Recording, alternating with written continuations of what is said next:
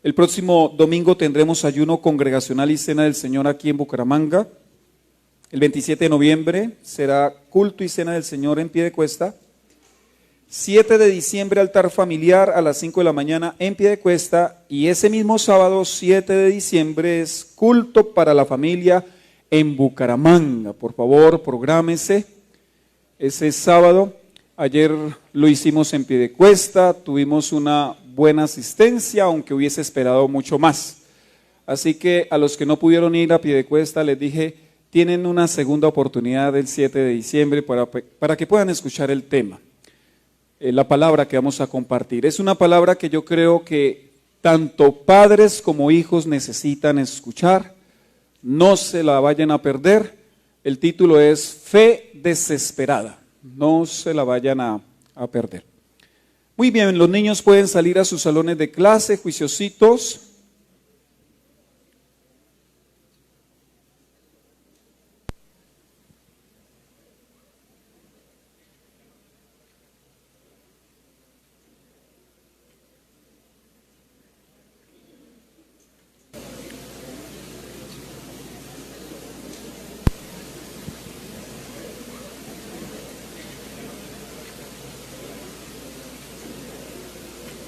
Y oremos al Señor. Presentémonos todos delante de Dios. Digámosle que a esto hemos venido. Hemos venido no solo a alabarle, también hemos venido a escuchar su voz por medio de su palabra. Amado Señor, gracias te damos en el bendito nombre de tu Hijo Jesús. Gracias, Señor, por esta oportunidad que tú nos das de escuchar tu palabra en un país libre, Señor. Gracias por habernos concedido el venir hoy, el congregarnos. Gracias por habernos convocado y gracias por haber puesto en nuestro corazón el deseo de venir, Señor. Tú nos conoces bien. Tú sabes quiénes somos, cómo vivimos, qué hacemos, Señor.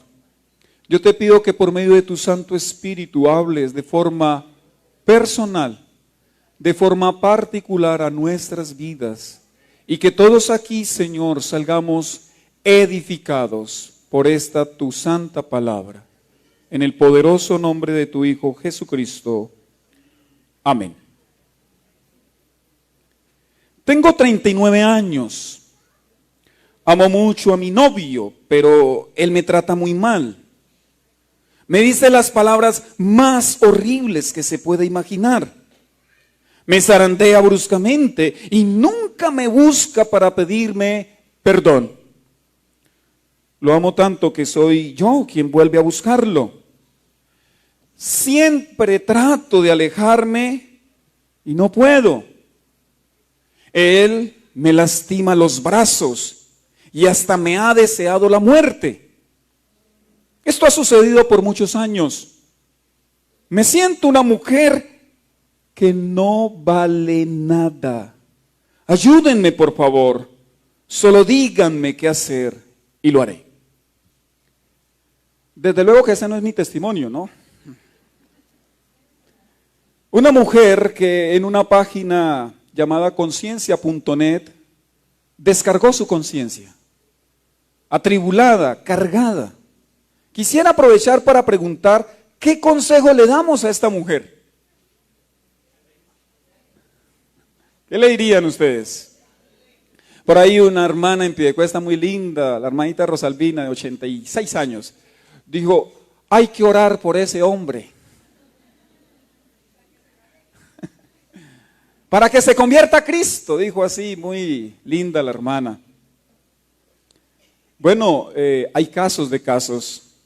Como este caso es de un noviazgo, no de un matrimonio, entonces el consejo más sano para una mujer en esta situación es, aléjese, por favor.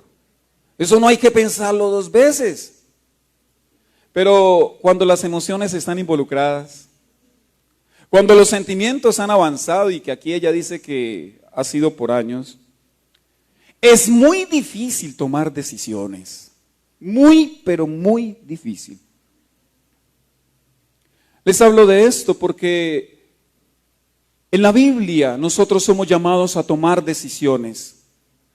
En la serie que venimos trabajando en el libro de Josué, decisiones. Y una de las mejores decisiones que todos debemos tomar es la que yo le quiero compartir en esta tarde. Aléjese del pecado. Por favor, no piense en el que no vino. Algunos ya están viendo, ya vaya, no vino fulanito, no vino fulanita. Este era el tema que necesitaban escuchar.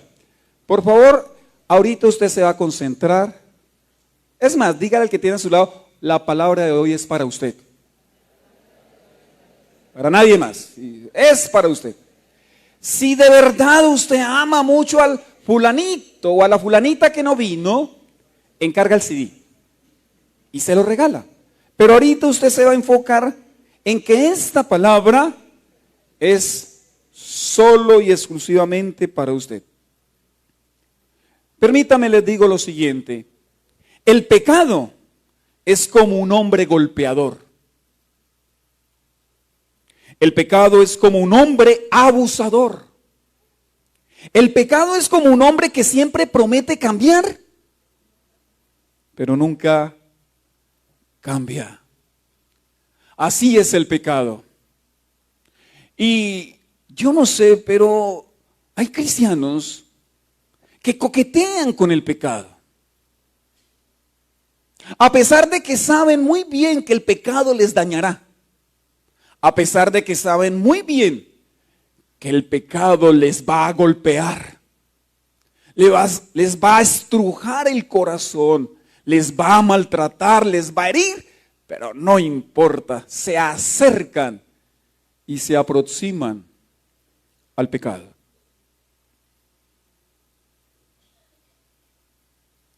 Josué nos dice una enseñanza, una decisión que nosotros debemos tomar frente al pecado, y es alejarnos. Josué capítulo 7, versículos 1 al 26, todo el capítulo dice así. Sin embargo, los israelitas, sin embargo, mis amados, sencillamente es conexión. Ustedes saben que los capítulos no son inspirados por Dios, los números que separan los capítulos. No, Josué escribió todo su libro. Los hombres dividieron el libro de Josué en capítulos. Así que sabemos que la historia continuó. Sin embargo, está conectando el capítulo 6 con el capítulo 7. Sin embargo, los israelitas desobedecieron al Señor, conservando lo que Él había decidido que fuera destinado a la destrucción. Pues Acán, hijo de Carmí, nieto de Sabdí y bisnieto de Sera, guardó para sí parte del botín que Dios había destinado al exterminio. Este hombre de la tribu de Judá provocó la ira del Señor contra los israelitas. Josué envió a unos hombres de Jericó hacia Jai, lugar cercano a Bet-Aben, frente a Betel, y les dijo, vayan a explorar la tierra. Fueron pues a explorar la ciudad de Jai. Poco después regresaron y le dieron el siguiente informe a Josué. No es necesario que todo el pueblo vaya a la batalla. 2 o 3 mil soldados serán suficientes para que tomemos Jai. Esa población tiene muy pocos hombres y no hay necesidad de cansar a todo el pueblo. Por esa razón, solo fueron a la batalla 3 mil soldados, pero los de Jai los derrotaron. El ejército israelita sufrió 36 bajas y fue perseguido desde la puerta de la ciudad hasta las canteras. Allí en una pendiente fueron vencidos. Como resultado, todo el pueblo se acobardó y se llenó de miedo. Ante esto, Josué se rasgó las vestiduras y se postró rostro en tierra ante el arca del pacto del Señor. Lo acompañaban los jefes de Israel, quienes también mostraban su dolor y estaban consternados. Josué le reclamó a Dios, Señor y Dios, ¿por qué hiciste que este pueblo cruzara el Jordán y luego lo entregaste en manos de los amorreos para que lo destruyeran? Mejor nos hubiéramos quedado al otro lado del río. Dime, Señor, ¿qué puedo decir ahora que Israel ha huido de sus enemigos? Los cananeos se enterarán y llamarán a los pueblos de la región. Entonces nos rodearán y nos exterminarán. ¿Qué será de tu gran prestigio?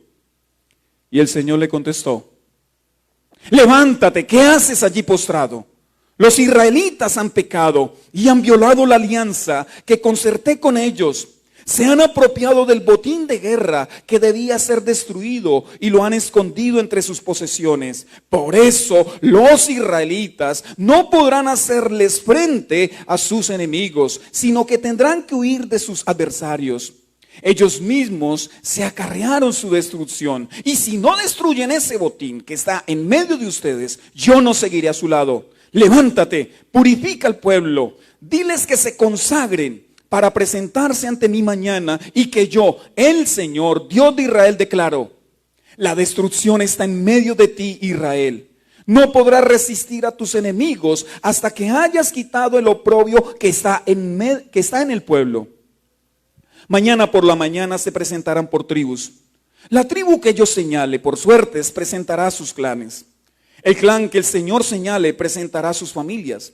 Y la familia que el Señor señale presentará a sus varones.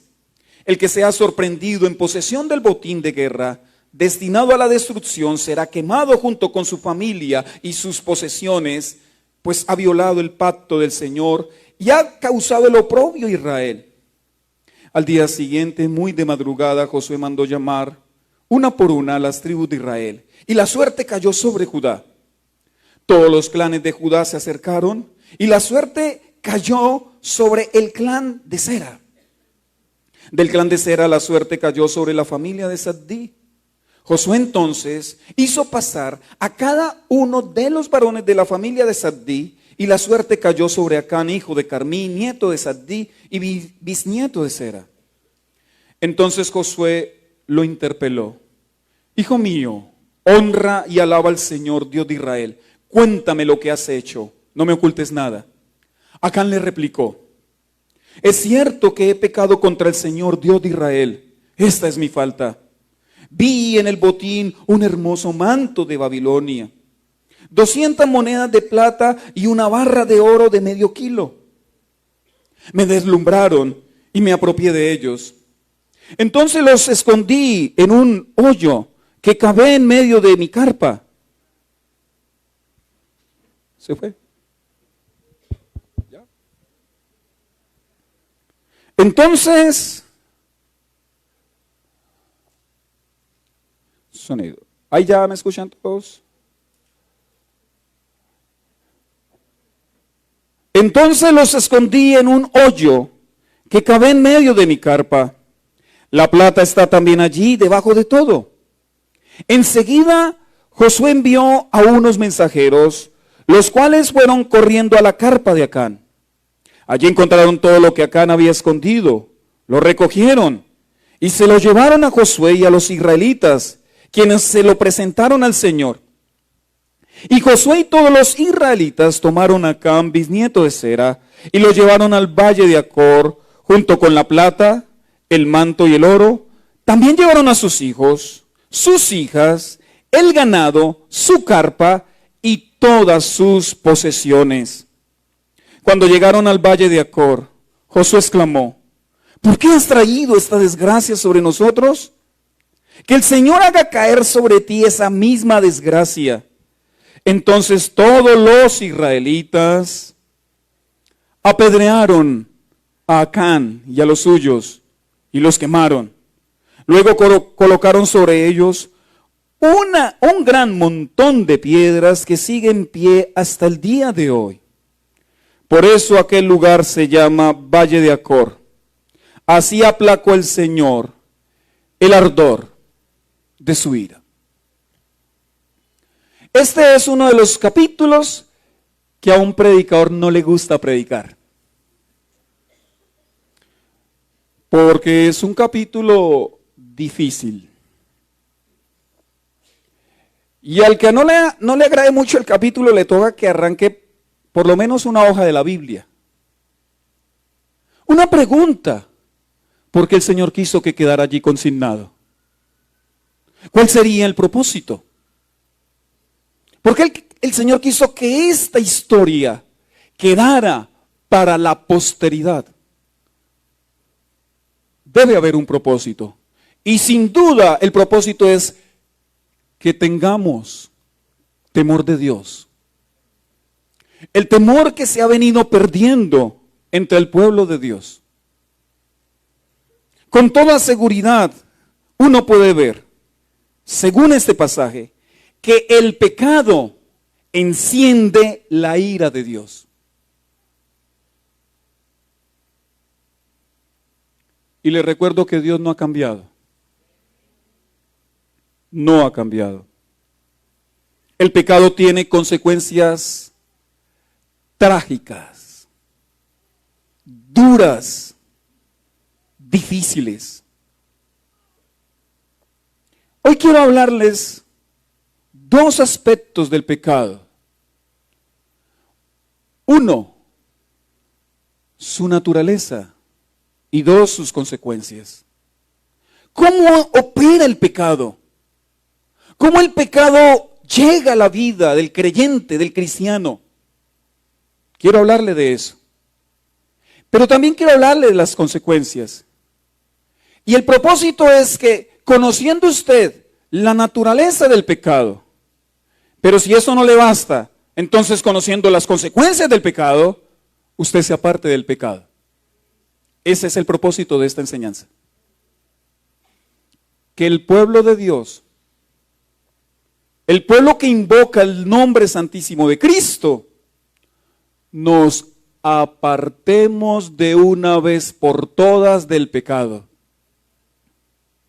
Quizás para muchos es una palabra ya de sentencia, porque han estado como que jugando con Dios, porque quizás han estado abusando de la gracia. Y entonces hoy la palabra es, para tales personas, párele ya. Listo, no más. Si se atreve a dar un paso más, verá las consecuencias. Permítame entonces, primero le hablo de la naturaleza del pecado. ¿Cómo se presenta el pecado, mis amados?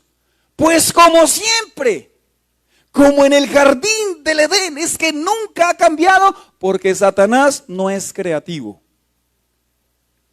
Igual, la misma ruta, por lo tanto, el diablo es predecible. Que nadie diga, no, es que el diablo me cogió desprevenido. No, es predecible. Siempre actúa de la misma manera.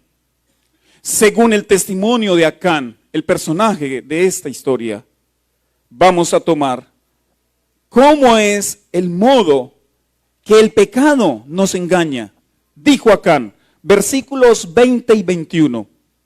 Acán le replicó, es cierto que he pecado contra el Señor Dios de Israel. Esta es mi falta.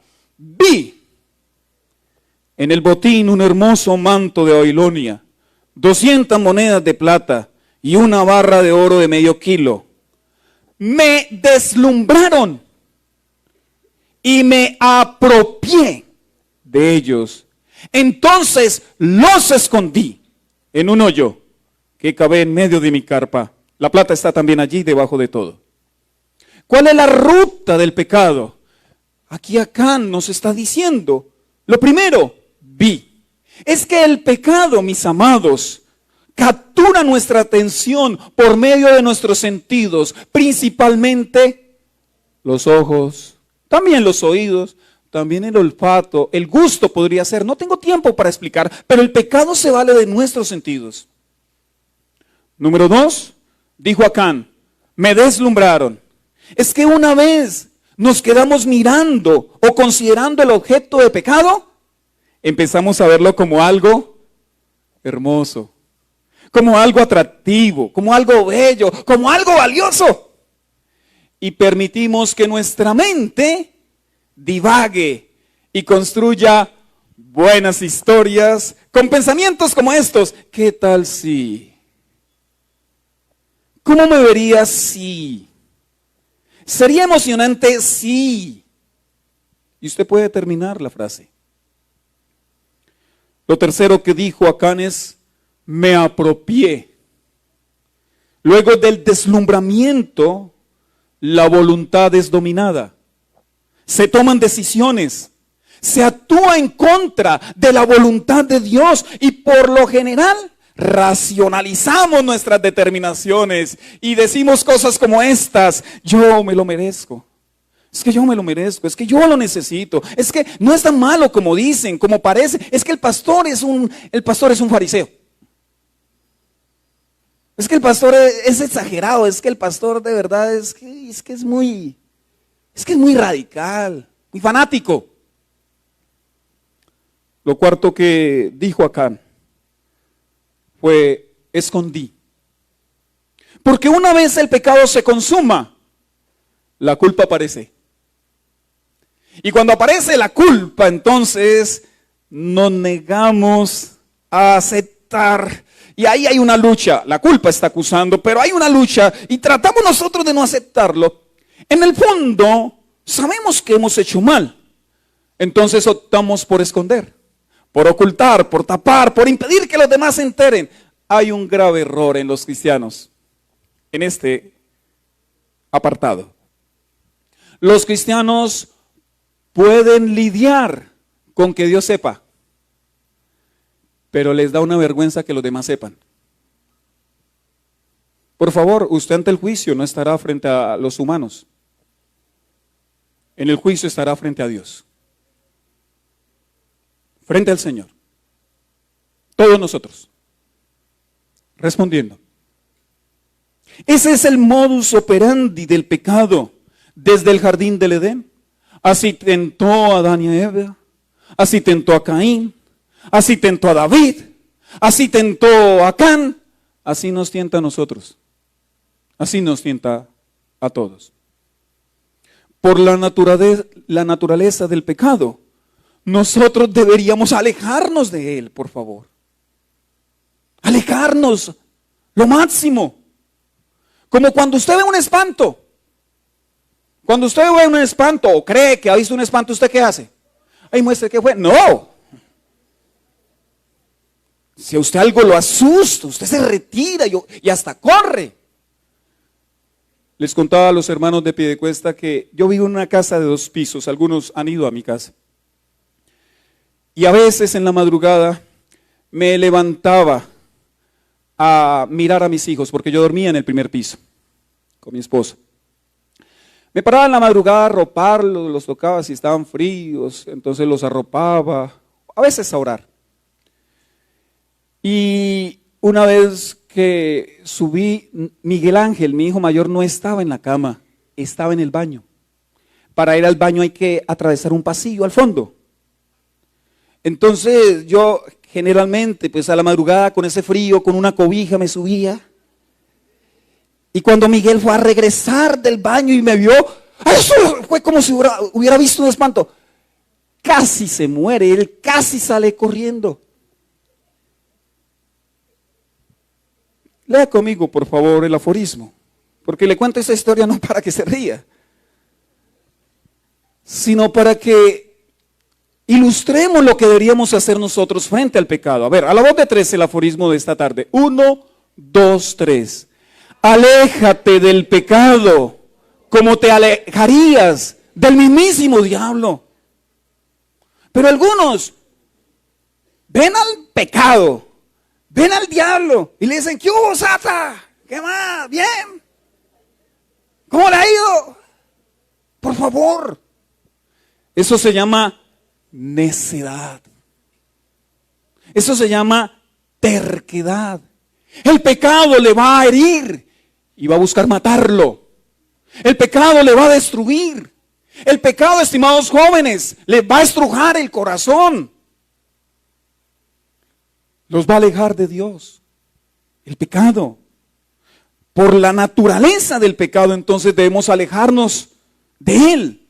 Porque el pecado nos atrapa, nos ciega, nos insensibiliza, nos inmoviliza, nos aparta de los propósitos de Dios. El pecado. ¿Por qué jugar con el pecado? ¿Por qué coquetear con el pecado? Pero si no le convence esta razón, la de la naturaleza del pecado, que es engañosa y es atractiva, permítame hablarle entonces de la segunda razón, que es el sermón de esta tarde. Les voy a hablar de las consecuencias del pecado. de las consecuencias. Después del pecado, mis amados, viene, escríbalo ahí, derrota. Después del pecado, viene derrota. Versículos 4 y 5 dice: por esa razón solo fueron a la batalla 3,000 soldados, pero los de Jai los derrotaron. Subraye eso, los derrotaron. El ejército israelita sufrió 36 bajas y fue perseguido desde la puerta de la ciudad hasta las canteras. Allí, en una pendiente, fueron vencidos. Subraye también eso, fueron vencidos. Como resultado, todo el pueblo se acobardó y se llenó de miedo. ¿Usted logra ver el contraste del libro de Josué? En el capítulo 6 nos está mostrando a un pueblo victorioso. En el capítulo 7 nos está mostrando un pueblo derrotado, humillado, corriéndole a los enemigos. La razón: pecado. ¿Cuál era el propósito de Dios para Josué y para Israel? Lo vimos hace 15 días. ¿Qué fue lo que Dios le prometió a Josué y por medio de Josué a Israel? Yo voy a estar contigo por donde quiera que vayas. Nadie te podrá hacer frente todos los días de tu vida. Así como Moisés, así como estuve con Moisés, contigo también estaré. Pero aquí, ese día, en el combate contra Jai, la presencia de Dios no fue con ellos. Y cuando Dios no va, hay derrota. Se lo puede decir al que está a su lado. Sebastián, cuando Dios no va, hay derrota.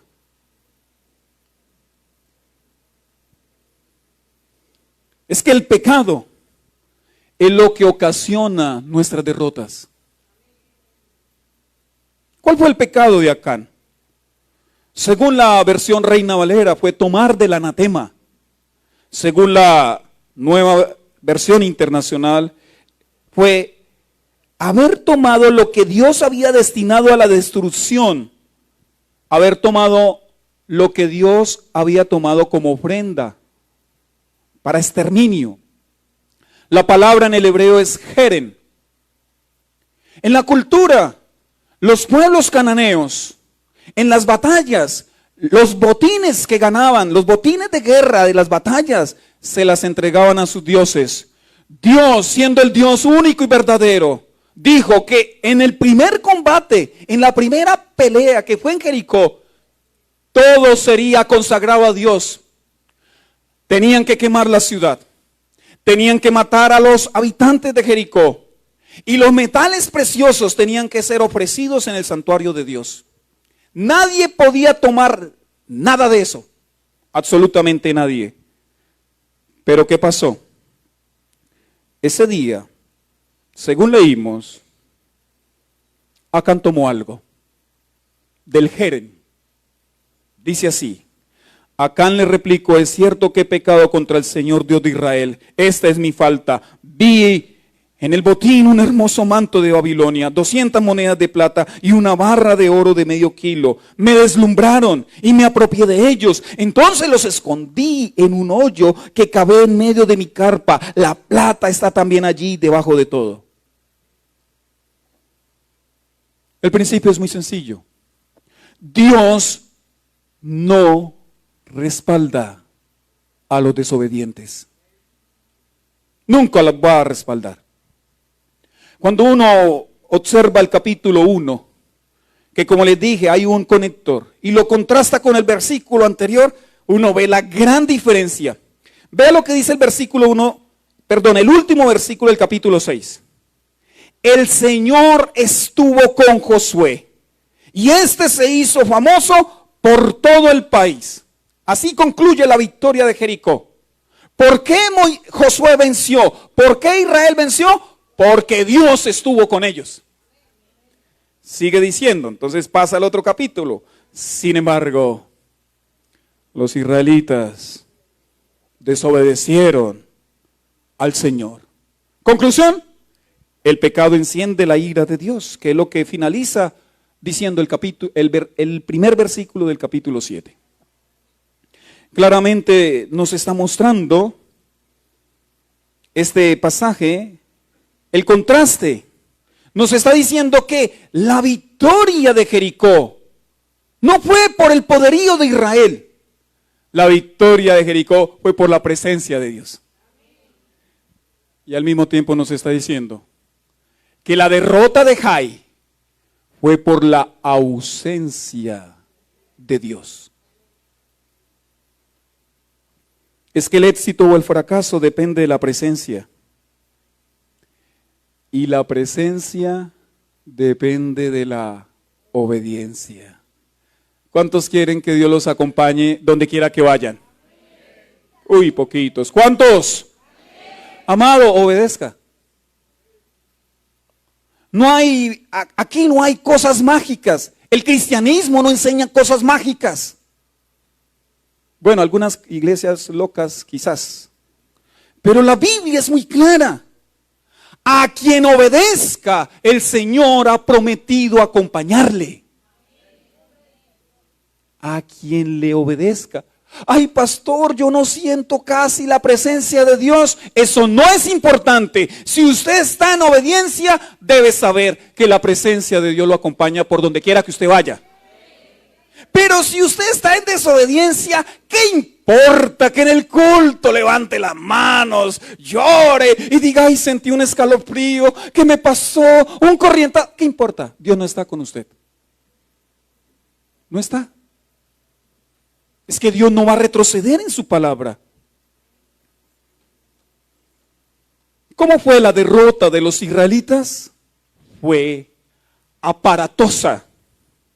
36 víctimas, todo por culpa de Acán. Estos 36 guerreros, hombres, soldados, fueron al combate creyendo, confiados en que Dios estaba con ellos, porque no sabían, porque ignoraban lo que Acán había hecho. Y escúchenme por favor, la comunidad Vida con Propósito, estoy hablando de los miembros bautizados de la congregación. Su pecado afecta a toda la iglesia. Nos le está mostrando aquí la palabra de Dios. El pecado de uno afecta a todos. Porque el versículo 1 arranca diciendo, sin embargo, los israelitas desobedecieron. Pregunto, ¿fueron los israelitas o el israelita Acán? Pero para el Señor fue todos. Es decir, mi pecado afecta a los demás. Mi pecado trae derrota al pueblo de Dios. Mi pecado aleja la presencia de Dios de su pueblo. Algunos dicen, oiga pastor, es que el culto está muy frío. Amén, ¿no será por usted? Pastor, yo no siento nada. Amén, ¿qué pasa? Le pregunto, ¿por qué no siente nada? Si lee bien uno el pasaje, capítulo 6 y capítulo 7, uno podría llegar a esta conclusión. Dios pudo haber retirado su presencia, no en Jai, en Jericó. Porque el pecado fue en Jericó, no en Jai. Pero el Señor bueno, el Señor compasivo, a pesar de que Acán pecó en Jericó, permitió la victoria. No sabemos cuánto tiempo pasó entre el combate de Jericó y el combate de Jai. Tiempo que tuvo Acán para el arrepentimiento. Pero no quiso. No quiso. Y empezó el sorteo. La familia de Judá, la tribu de Judá, y empezó el sorteo, y Acán ahí endurecido, hasta que el Señor dijo, es este muchacho, Acán, el responsable del germen del anatema. ¿No será que las derrotas en nuestra casa es producto del pecado, mis amados? No hemos revisado. ¿No será que las cosas no están saliendo bien? ¿Producto de nuestro pecado? ¿No será que, oiga pastor, es que yo no me hallo, yo como que no siento, yo como que no avanzo? Mi amado, ¿usted ya se revisó? Mi estimada, ¿usted ya se revisó? El pecado trae derrota. Viene después, por supuesto. Viene derrota. Número 2. Después del pecado viene descubrimiento.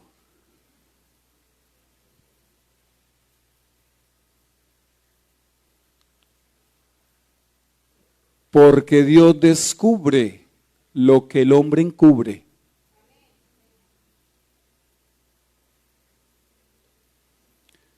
Versículos 10 y 11.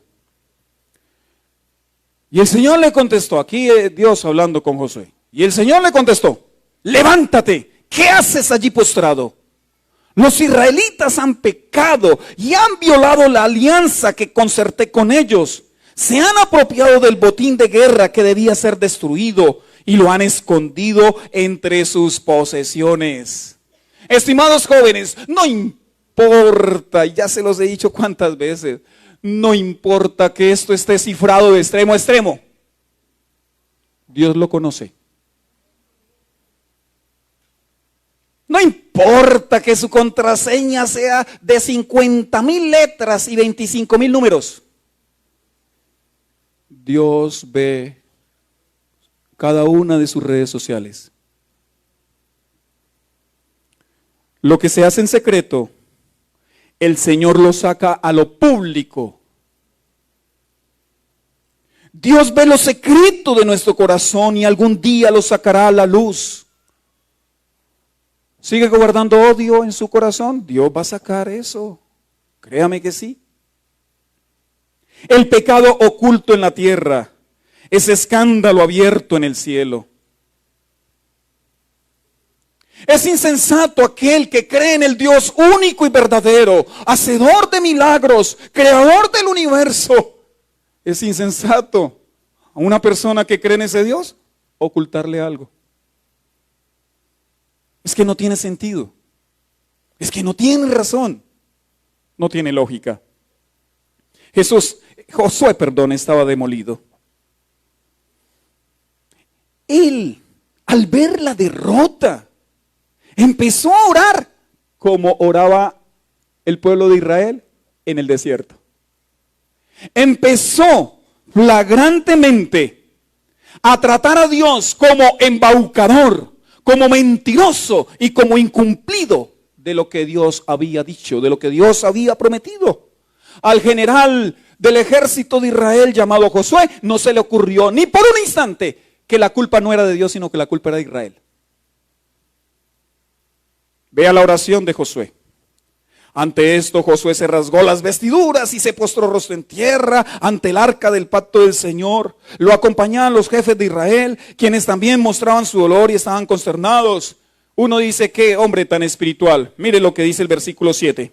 Josué le reclamó a Dios: Señor y Dios, ¿por qué hiciste que este pueblo cruzara el Jordán y luego lo entregaste en manos de los amorreos para que lo destruyeran? Mejor nos hubiéramos quedado al otro lado del río. Dime, Señor, ¿qué puedo decir ahora que Israel ha huido de sus enemigos? Los cananeos se enterarán y llamarán a los pueblos de la región. Entonces nos rodearán y nos exterminarán. ¿Qué será de tu gran prestigio?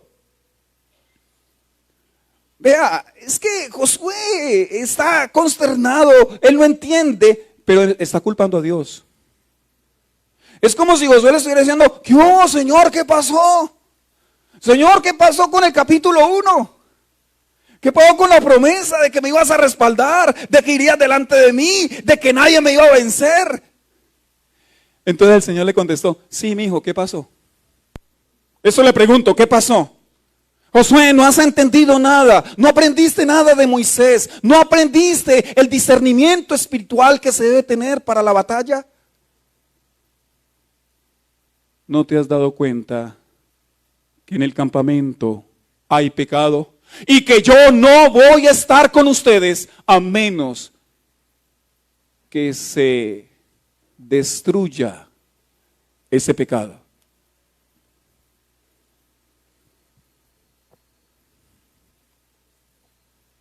El Señor, ante esa oración acusatoria de Josué, le dice: párale,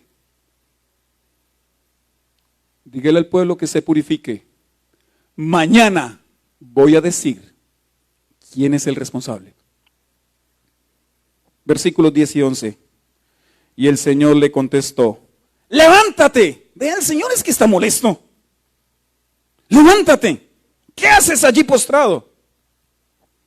Los israelitas han pecado y han violado la alianza que concerté con ellos. Se han apropiado del botín de guerra que debía ser destruido y lo han escondido entre sus posesiones. El principio es este, y escúchelo bien y no lo vaya a malinterpretar. La oración no reemplaza la obediencia. Josué está orando y el Señor dice: no ore, levántate. Hay algunos que oran y oran y oran y después pecan y pecan y pecan. Sus oraciones no sirven para nada. No sirven. Usted puede orar mucho y muy bonito, pero si no corta con su pecado lo seguirá llevando a la derrota. Puede llorar hasta con lágrimas. Lágrimas abundantes. Lágrimas de cocodrilo. Pero si no cambia, sus lágrimas no sirven para nada. Usted puede orar de rodillas, pero si su corazón no está postrado ante Dios, el que se arrodille no le va a servir para nada. Lo que el hombre encubre, Dios descubre. Dios lo descubrirá. Ahora, hay algunos que cuando Dios les descubre su pecado, es decir, cuando Dios les saca el pecado a la luz, los chiritos al sol. Ahora, pregunto, ¿por qué Dios hace eso? ¿Para qué Dios saca a la luz el pecado de alguien? Para que se arrepienta de verdad. Para que coja escarmiento, para que le dé vergüenza. Se aparte de su pecado. Pero hay algunos que cuando Dios hace eso, se envalentonan. Entonces se vuelven alzados. Y como ya entonces el pecado salió a lo público, sienten que tienen libertad para pecar. Pecan con libertad. Eso tiene un nombre, ¿sabe cómo se llama? Descaro. Descaro. Una de las cosas más difíciles en el ministerio pastoral es tener que llamar a alguien que ha pecado. Que ya su pecado ha salido al descubierto. Que Dios ya ha sacado a la luz el pecado. Se enojan con uno. Uno es un buen pastor hasta que tiene que confrontar a alguien con su pecado. Se enojan con uno. Dejan de venir a la iglesia. Dejan de hablarle a uno. Otros se van para otra iglesia, como ya ha sucedido en Comunidad Vida con Propósito. Muchos no quieren la disciplina del Señor. No quieren la corrección, pero yo sería un mal pastor y sería muy cobarde delante de Dios y delante de ustedes si yo veo que usted va para un abismo y no le digo nada. Por lo menos le diré, si usted se quiere tirar, bueno, ya es cosa suya, pero por menos se lo diré. Y si yo no sé, hermanos, tengan paz, es que yo no sé. Si yo no sé el pecado de alguien, no soy brujo, yo ni adivino. Pero si yo sé del pecado de alguien, me acercaré, no para juzgarle, para evitarle un juicio, para evitarle dolor. Pero algunos se envalentonan. Es que el pastor es muy fanático, es que el pastor esto. Me acordaba, preparando la predicación, algo que me comentó una vez mi suegro, don Aurelio. Un hermano, dice don Aurelio, iba por una calle y entró a una tienda y se pidió una cervecita. Y empezó a tomarse la cerveza con la poca fortuna de que por ahí pasó otro hermano de la iglesia. Y lo vio. Entonces, cuando lo vio, él se percató, se timbró, le dijo, venga hermano, venga, por favor, venga. Digo, hermanos, yo no quiero que usted piense mal de mí, lo que pasa es que yo tengo una debilidad. Y mi debilidad es que yo de cuando en cuando me tomo unas cervecitas, pues tampoco muchas, una cervecita, hoy me estoy tomando aquí una cervecita, es que esa es mi debilidad. Y el hermano entonces le dice, bueno, ya que usted me confesó su debilidad, permítame, yo también le confieso mi debilidad. Dijo, es que yo de cuando en cuando me fumo un cigarrillito. Y le pidió al tendero un cigarrillo. Y lo prendió y empezó a fumárselo. ¡Qué lujo de hermanos! Ahí, compasivos, misericordiosos el uno con el otro. Y estos dos hermanos estaban ahí ya contentos y tranquilos. Ya más adelante se iban a arrepentir seguramente cuando pasó otro hermano. Y ellos lo vieron. Venga hermanito, por favor, venga. Y otra vez toma la vocería, el de la cerveza. Hermano, es que estábamos aquí hablando con el hermano, es que nosotros tenemos una debilidad. La mía es que yo de vez en cuando me tomo una cervecita. El hermano es que de vez en cuando se fuma 1 o 2 cigarrillitos. Y el hermano agachó la cabeza y dijo, bueno, ya que ustedes están hablando de debilidades, yo también tengo una debilidad. Sí, hermano, cuéntenos cuál. Es que yo todo se lo cuento al pastor. ¡Sinvergüenzas, cambien! Mis amados, Dios descubre lo que el hombre encubre. No lo olvide, por favor. Después del pecado viene derrota. Después del pecado viene descubrimiento. Y después del pecado viene destrucción. Versículo 15 dice, el que sea sorprendido en posesión del botín de guerra destinado a la destrucción será quemado junto con su familia y sus posesiones, pues ha violado el pacto del Señor y ha causado el oprobio a Israel. Como les dije, el capítulo 6 y el capítulo 7 es un contraste. En el capítulo 6, Israel se enfrentó a una ciudad amurallada. En el capítulo 7, Israel se enfrentó a una ciudad sin muros. En el capítulo 6, Israel enfrenta a una ciudad grande, gigantesca. En el capítulo 7 era una pequeña ciudad.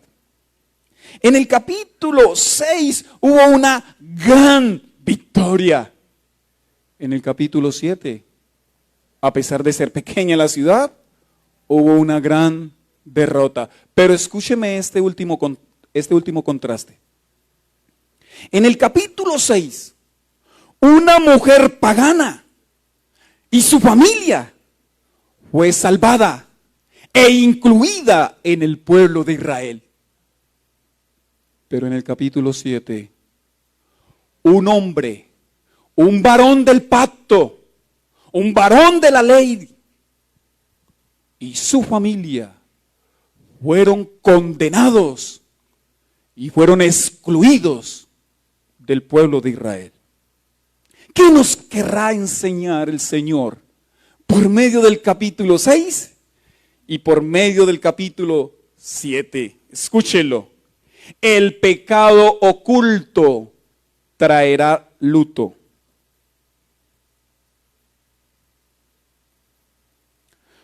No con esto quiero decir que cada vez que algún cristiano muera fue porque estuviera en pecado, desde luego que no.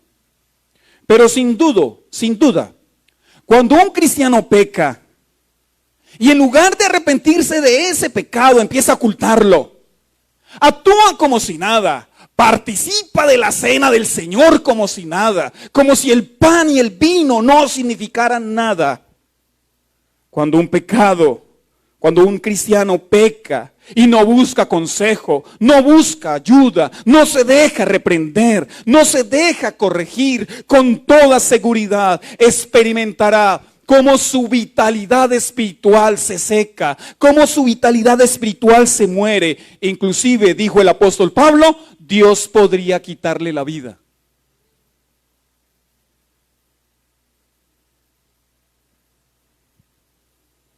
Por eso le dije, aléjate del pecado como te alejarías del mismísimo diablo.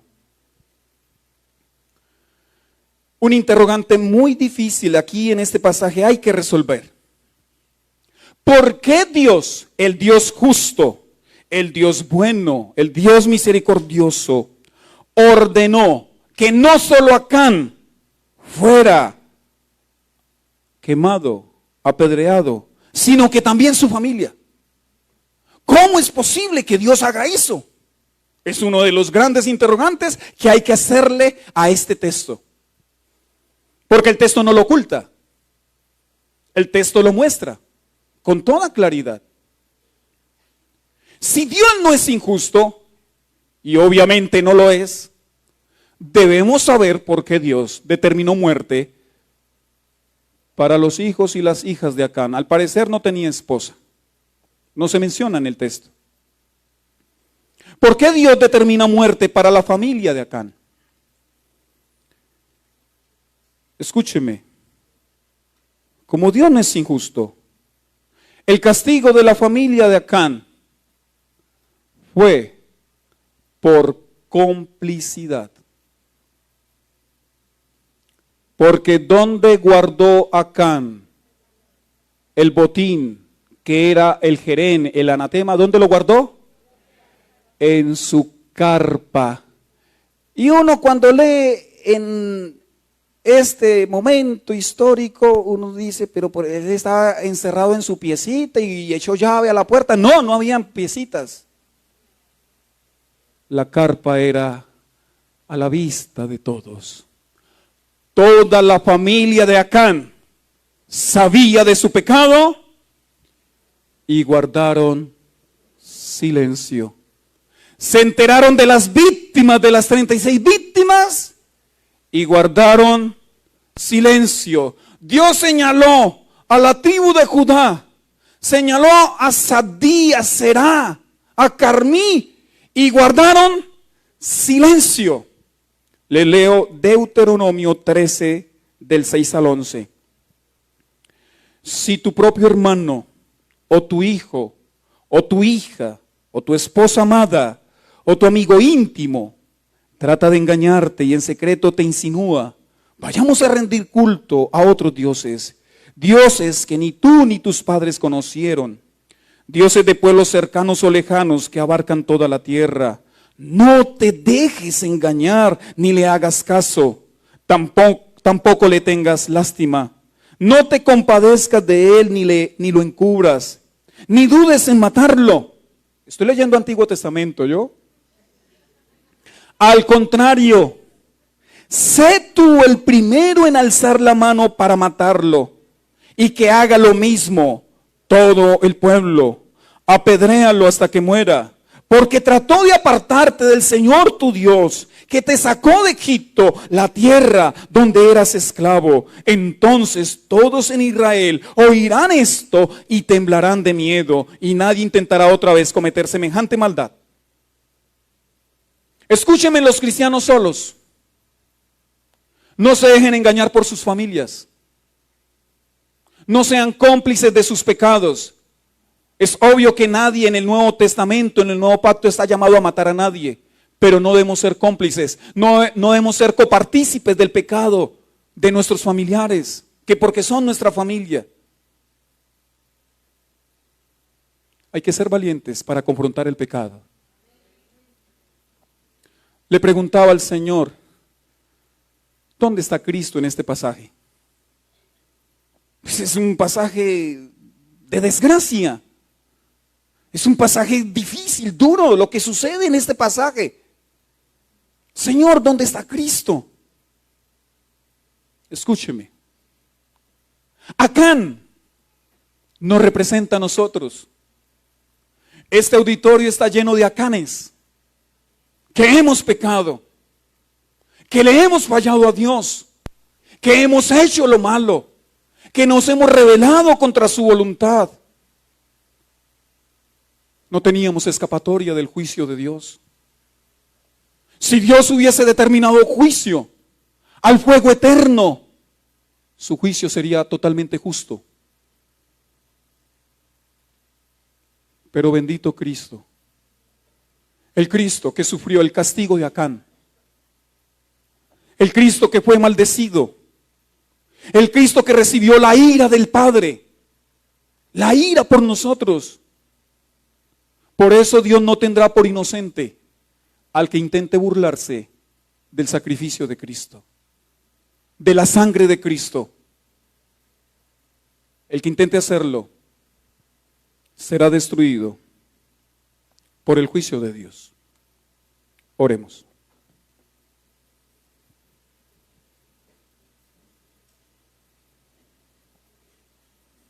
Cierre sus ojos, tenga la bondad